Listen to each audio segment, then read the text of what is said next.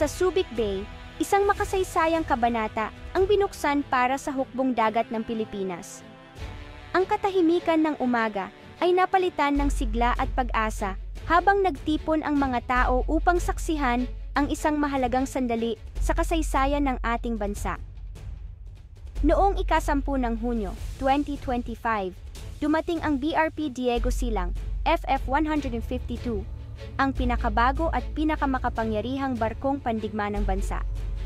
Ang kanyang pagdating ay simbolo ng bagong yugto para sa ating hukbong dagat na handang harapin ang mga hamon ng makabagong panahon. Habang dahan-dahang dumadaong ang dambuhalang barko, dama ang pagmamalaki at pananabik mula sa lahat ng nakasaksi. Ang bawat kilos ng tripulante at bawat sigaw ng suporta mula sa baybayin ay nagpatibay sa diwa ng pagkakaisa at pagmamahal sa bayan. Ang mga bata, matatanda, at maging ang mga dating sundalo ay nagtipon upang magbigay pugay sa bagong pag-asa ng ating hukbong dagat. Ang pangalang Diego Silang ay hango sa isang magiting na lider ng revolusyon, paalala ng diwa ng paglaban at pagmamahal sa bayan. Sa bawat pagbigkas ng kanyang pangalan, muling nabubuhay ang alaala ng tapang at sakripisyo para sa kalayaan ng Pilipinas. Ang BRP Diego Silang ay sagisag ng katapangan ng ating mga ninuno, isinasalin sa modernong panahon. Sa kanyang matatag na anyo at makabagong teknolohiya, siya ay handang magbantay at magtanggol sa ating mga karagatan laban sa anumang banta. Nang itaas ang bandila ng Pilipinas, sumiko ang araw sa likod ng bundok, tila ba sumasaludo rin sa bagong yugto ng ating kasaysayan.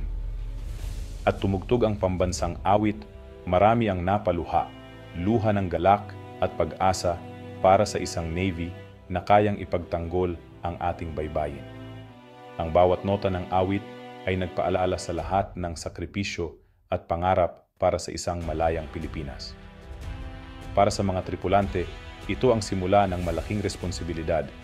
Tiyakin na ang bawat isla at patak ng tubig sa ating teritoryo ay ligtas at malaya. Sa kanilang mga balikat, nakasalalay ang kinabukasan ng ating karagatan at sa kanilang puso, ang pangakong ipaglalaban ang dangal ng bayan. Ano ang nagpapaspecial sa BRP Diego Silang? Isa itong missile frigate na puno ng makabagong teknolohiya. Ang barkong ito ay hindi lamang isang ordinaryong frigate. Ito ay isang simbolo ng modernisasyon at pag-unlad ng ating hukbong dagat. May surface-to-air at surface-to-surface missiles ito. Mga sandatang kayang magbigay ng proteksyon laban sa mga banta mula sa himpapawid at karagatan. Kayang magpabagsak ng eroplano, drone o barko ng kalaban mula sa malayo. Ang mga missile system nito ay dinisenyo para sa mabilis at epektibong pagtugon sa anumang panganib. Ang advanced radar system nito ay parang agila, kayang tukuyin ang 12 ng target sabay-sabay. Ang teknolohiyang ito ay nagbibigay ng kalamangan sa pagtukoy ng mga paparating na banta. Lahat ng impormasyong ito ay pinoproseso ng Combat Management System, ang utak ng barko. Ang sistemang ito ay nagtitiyak na ang lahat ng operasyon ay maayos at epektibo. May close-in weapon system din ito, ang huling pananggalang laban sa papalapit na banta. Ang Seadaus ay isang mahalagang bahagi ng depensa ng barko. May torpedo at anti-submarine capabilities din ito. Ang mga ito ay nagbibigay ng kakayahan sa barko na makikipaglaban sa ilalim ng dagat. Ang disenyo nito ay may stealth features. Mas mahirap makita ng kalaban. Ang mga anggulo at materyales ng barko ay dinisenyo para sa mababang visibility. Ang BRP Diego Silang at ang kapatid nitong BRP, Jose Rizal, ay nagmamarka ng bagong panahon. Isang panahon ng mas pinalakas at mas modernong hukbong dagat. Hindi na tayo basta-basta maaring maliitin. Ang ating mga mandirigma sa dagat ay handang ipagtanggol ang ating teritoryo. Ang Navy natin ay may kakayahan na makipagsabayan sa anumang banta sa karagatan.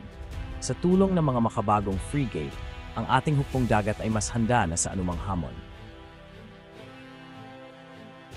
Ang pagdating ng BRP Diego Silang ay palabas ng perpektong koordinasyon at disiplina. Habang papalapit sa daungan, nakalinya ang mga tripulante sa deck, manning the rail, tanda ng paggalang sa lupang sinumpaang proprotektahan. Sa pagbaba ng commanding officer, sinalubong siya ng matikas na saludo, isang sumpaan ng katapatan at pagtanggap ng tiwala. Kagad nagsimula ang mga training drills, pag-apula ng sunog, damage control at pagpapatakbo ng mga armas. Ang bawat galaw ay choreographed, bawat command ay sinusunod ng walang pag-aalinlangan. Mula sa himpapawid, ang BRP Diego Silang ay isang modernong tanawin, mahigit 100 metro ng kapangyarihan.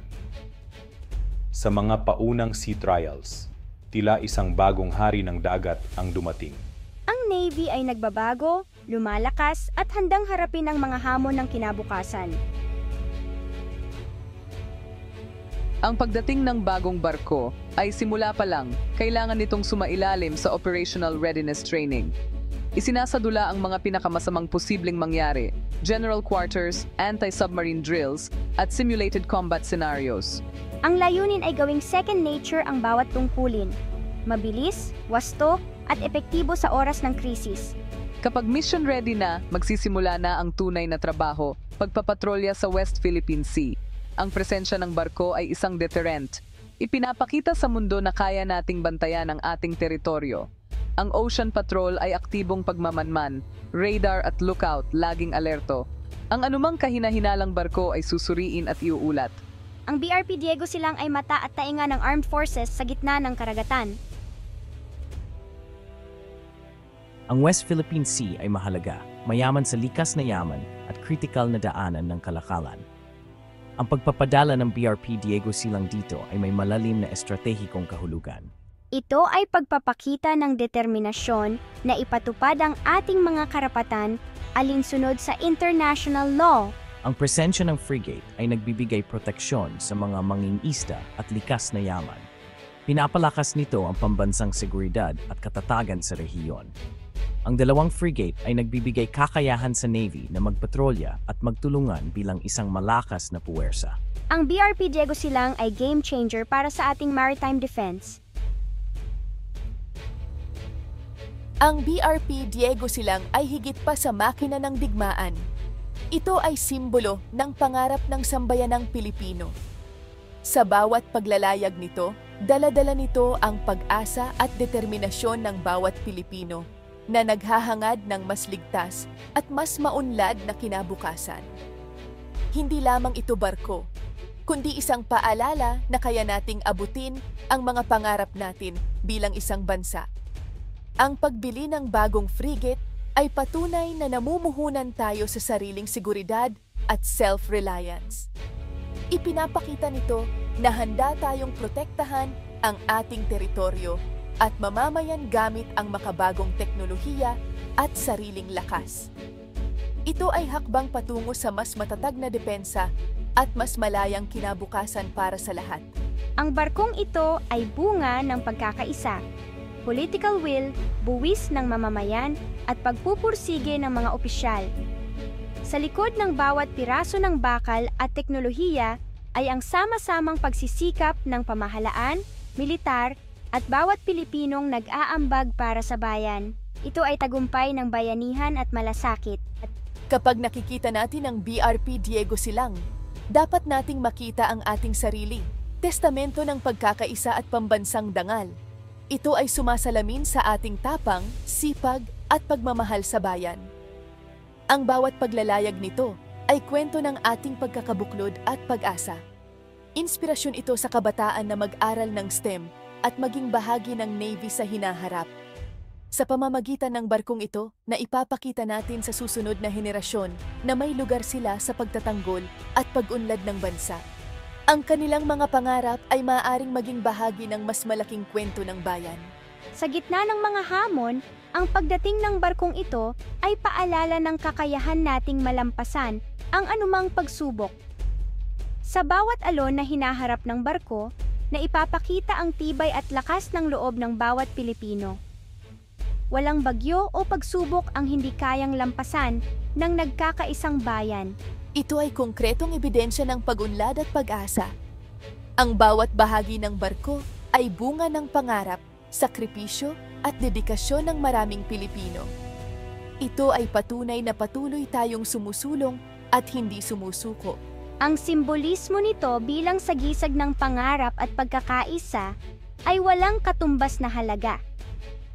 Sa bawat pagwagayway ng watawat sa barkong ito, naipapasa natin ang diwa ng pagkakaisa at pag-asa sa bawat Pilipino, ngayon at sa mga susunod pang henerasyon. Ang pagdating ng BRP Diego Silang ay simula ng bagong panahon para sa Philippine Navy. Bahagi ito ng mas malawak na modernization program, mas marami pang modernong assets ang darating. Ang kinabukasan ng Navy ay nakasalalay hindi lang sa kagamitan, kundi sa mga taong nagpapatakbo nito. Ang ating mga mandaragat at opisyal ang tunay na lakas ng hukbong dagat. Ang misyon ng Navy ay malinaw protektahan ang tao, teritoryo at paraan ng pamumuhay. Sa bawat paglalayag ng BRP Diego Silang, dala niya ang bandila at puso ng bawat Pilipino. Ang pagprotekta sa karagatan ay pagprotekta sa ating pagkakakilanlan at kinabukasan. Mabuhay ang Pilipinas at ang bagong hukbong dagat na handang ipagtanggol ang bayan.